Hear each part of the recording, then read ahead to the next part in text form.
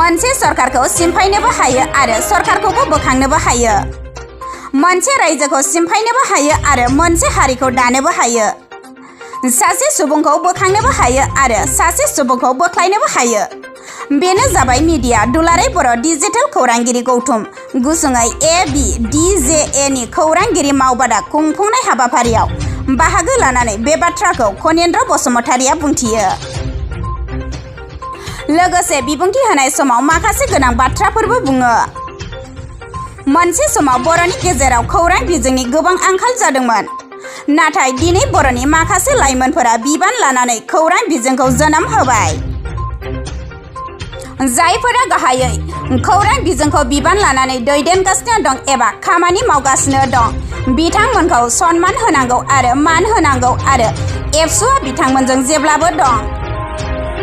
बर'नि गासै आफादफोरा बिथांमोनखौ मदद होनांगौ आरो समाजनि गोरों सुबुंफोरा बिथांमोनखौ मदद होनांगौ आरो अनसायनांगौ।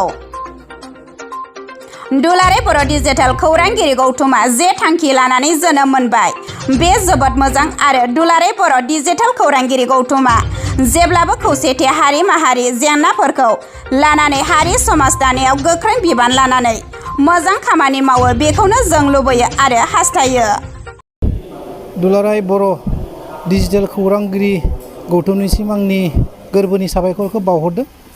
दा बिथांमोना दिनै तामुलपुराव जोबोद मोनसे मेहेरगोनां हाबाफारि लादों आरो बे हाबाफारिया जाबाय जे खौरांगिरिफोरनि मावबादा।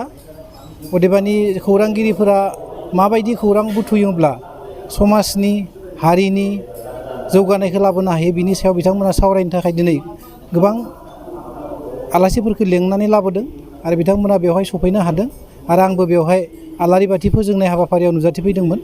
दा बेयाव फैनानै आं जोबोद गोजोननाय मोन्दों। दा दुलाराय बर' डिजिटेल खौरांगिरि बिथांफोरनिसिम आंनि खावलायनाया बेनो जे बिथांमोना दिनै जि थांखिजों बे हाबाफारिखौ लादों बे जोबोद मोजां जादों आरो बे खौरांगिरिफोरनि जौगानाय लाबोगोन, समाजनि जौगानाय लाबोगोन आरो हारिनि जौगानाय लाबोगोन।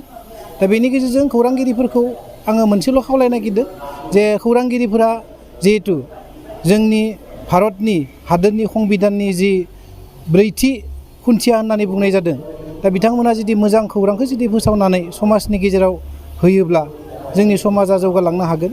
दा ओंखायनो आं बुंदों जे जोङो गावबा गावनि बेक्तिगत सार्थनि खोथाखौ साननायनि सम बिसेसकय जोंनि बर' खौरांगिरिफोरनि गेजेराव दा जायाखै।